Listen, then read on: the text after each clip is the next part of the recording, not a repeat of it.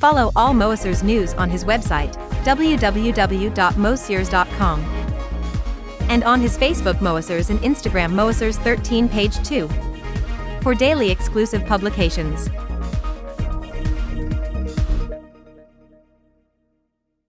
Hi dear Moessieurs followers, welcome for that new video dedicated to Samplerobot. Yes, of course, I have the MODX Plus in front of me because I need a synthesizer to explain to you. The today's topic is about how to prepare your sound to use after with Samplerobot. See it all along the video because on the bonus we are going to talk about the MODX Plus port 3 for what it is about, and perhaps we need it for Samplerobot. But just before to start, if you are not already a Moessieux YouTube follower, please click on subscribe and click on the bell to be informed when I release a new video.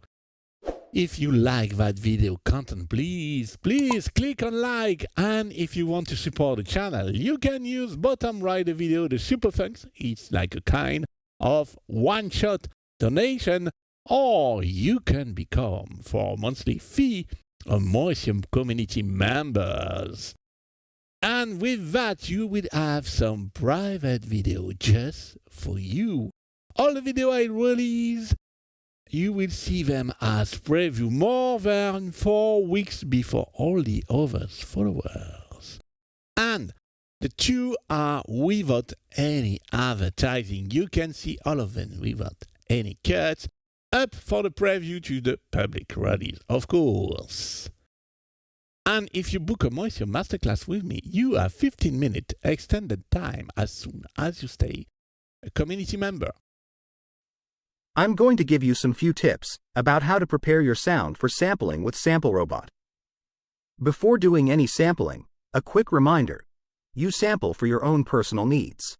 You don't sample presets and factory sound presets from other synthesizers to share with other users. You do this for your own personal use. You have another keyboard, rack or synthesizer that you don't want to take on stage. You want to integrate it with your MODX Plus or Montage for those who already had the first generation, or for the Montage M2. It can work with virtual instrument too. I've got a great sound. I'd love to sample it.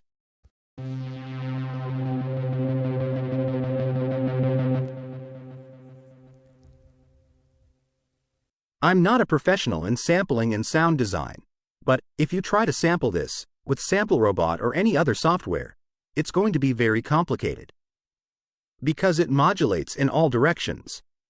In this video, you'll see some advanced editing parameters that will help you get to grips with some of the basics. When we want to sample, what we're interested in is the basic waveform, which we don't necessarily have in our synthesizer, MODX Plus or Montage M. What we want is to sample this basic waveform. Everything that dresses up the sound around it, that we can recreate on MODX Plus or Montage M, all that has to be removed, we're going to put the sample flat. The sound I've prepared as an example has a lot of modulations. What are we going to start by removing? The simplest thing is to remove the effects, because you have so many effects in your MODX Plus or Montage M that you'll be able to redo them. We'll go to Edit here. I'm in Common Audio. And we'll go to Effects here. We're going to turn off our variation effect and our reverb effect. We're going to make sure there's no master FX, and we're also going to turn off the master EQ. This way, we're as flat as possible in the Common section. We've already changed the sound a little. You'll notice that it no longer resonates here, with the delay and reverb removed. This will make our work easier. But this part has 2 insertion effects too, so we're going to work at insertion level now. I select my part at part common level.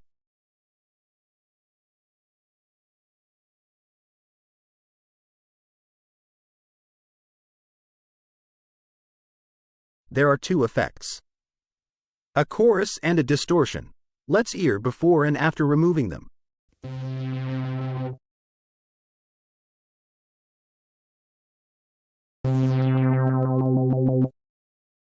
It's changed a little again, but be careful, we've got a 3-band equalizer. Bass is boosted, treble is limited, I'm setting all of this to 0 in terms of gain. Frequencies won't be affected with 0 gain. For the 2-band EQ, make sure you set everything to through. In terms of removing effects, we've done a good job. You need to remove everything you can after recreate. We'll have to remember what was in place in terms of effects, and try to recreate all that. There's still a lot going on. But you see, there are no arpeggios, no motion sequences. With the AWM2, you can do some interesting things in terms of modulation. How did I do it? How do we work with these parameters? Let's go to that part 1 common level. Go to Mod Control, and here we'll start with Control Assign.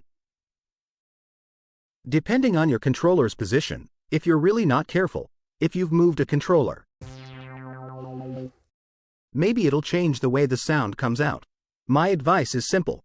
Delete everything. I put All, with Auto Select on the top, and I delete everything.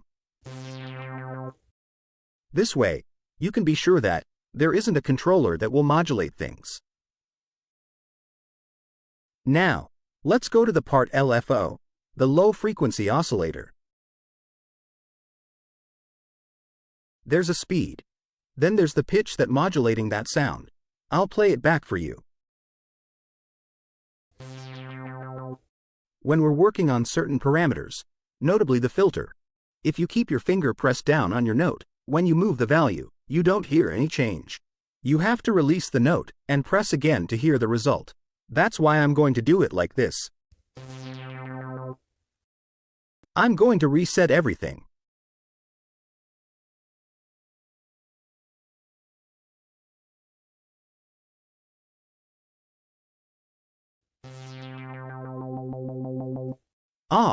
It's changed a little. We don't have that pitch modulation anymore. But where are the other modulations? We need to go to the element level. It's an AWM2 part, I remind you. We were in common part LFO, now we'll go to element LFO. Here too, there are settings. There's a speed, and on this element, we're modulating the amplitude, so we're making a tremolo. You set all of this to 0 on that element.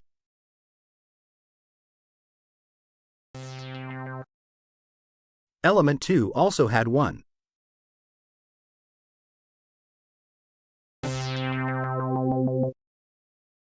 Element 3 modulates the filter. And now, it's already much better, without all those modulations. But we haven't finished our work yet, so listen carefully to the sound. There's a little up at the sound beginning. We can, for example, have an up-pitch envelope generator. So in this case, we need to flatten everything out. But for this sound, it's on the filter. Look, here we have that filter up. It has to be done on each elements. Each element is an oscillator. There's no need for me to touch the release. You'll see why. I set everything to 0.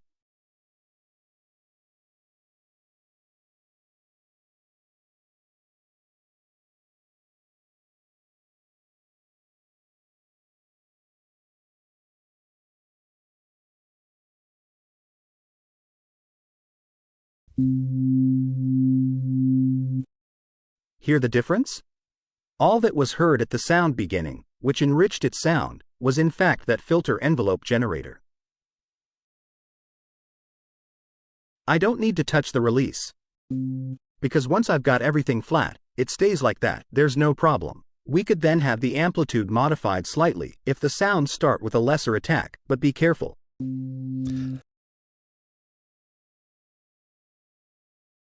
Here's what you mustn't do.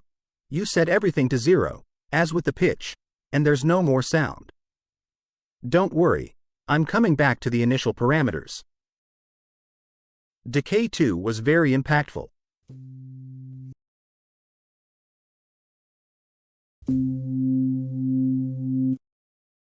Did you hear the difference? As for the filter, we saw earlier, that envelope generator produced the up at the sound beginning. But there's something else, the filter. It filters sound by definition. So it cuts frequencies, which is something we can also recreate after sampling.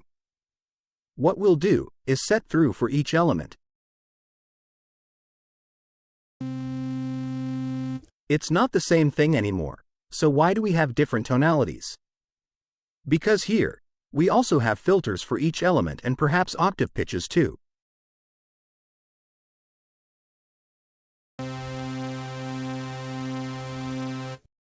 We'll be able to filter it after sampling, when we've imported it back in the MODX Plus, if it was an external sample, and you can even hear that.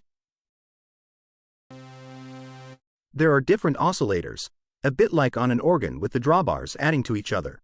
In fact, it's like if I had an analog or virtual analog synthesizer. With 3 oscillators, the ideal way to sample the sound, and really recreate it in the best possible way, would be to sample each oscillator one by one. That's where it would be interesting, in terms of sound preparation, because you get into bit more details. To do a really good job, you'd have to sample oscillator 1, then oscillator 2, then oscillator 3. And yes, it takes time, but sampling is an art. It takes a lot of work. For this sound preparation, it's take about 10 minutes. But now our sound is ready, I could mute some elements, and I could sample. Then, the sample's quality will be good, especially for finding the good loop point. Here is what you need to done to prepare your sound to sampling, for any sound, in any instrument. I use the MODX Plus as an example for that video. Would you like to take in hand, learn or improve your knowledge of your Yamaha synthesizer or stage keyboard? Book your Moessieux Masterclass now. Your private session is conducted online through Zoom. Take all benefit of Joel's expertise for all these topics. It's available for users all over the world, through Music Hackspace platform, in English or in French. It's easy. Select your date and time from the Moessieux calendar available slots on your time zone. Choose your topic, and after your online personal meeting, you can download your session video to review it, as many anytime you need. And now, that's the bonus time.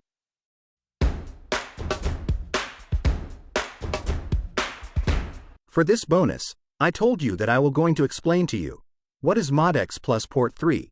It's the same for MODX, Montage M as well.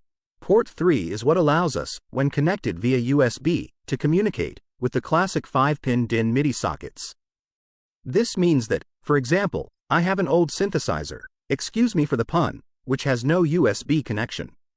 I can connect it directly to the MIDI in socket. Back to my MODX Plus, I receive the signal in my DAW.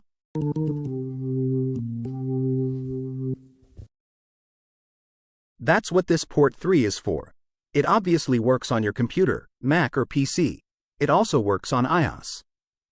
This port 3 allows you to have a keyboard connected and have the signal to record it in your favorite sequencer in MIDI. The one over there. Obviously for me, it's Cubase 14 Pro.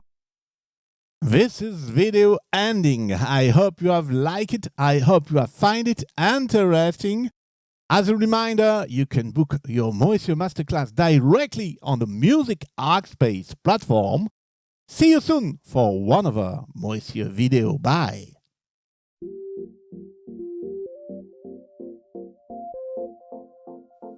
Would you like to discover, learn, or improve your knowledge of your Yamaha synthesizer or stage keyboard?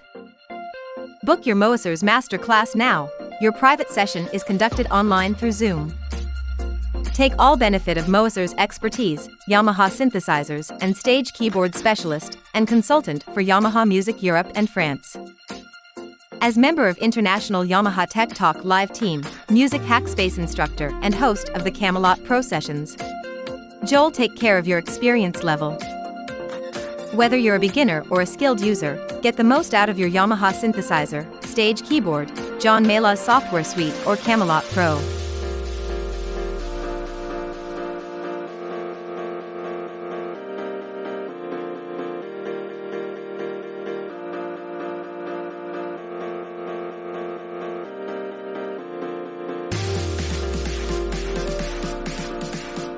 Book your session for your personal Moessieurs one-to-one session. It's available for users all over the world through Music Hackspace platform. It's easy. Select your date and time from the Moessieurs calendar available slots on your time zone.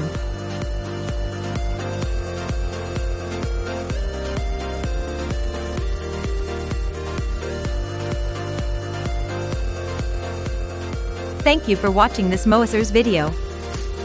Do not forget to click on like, subscribe and click on the bell to be informed when a new video is online. Do not hesitate to write a comment or ask a question. See you soon, bye!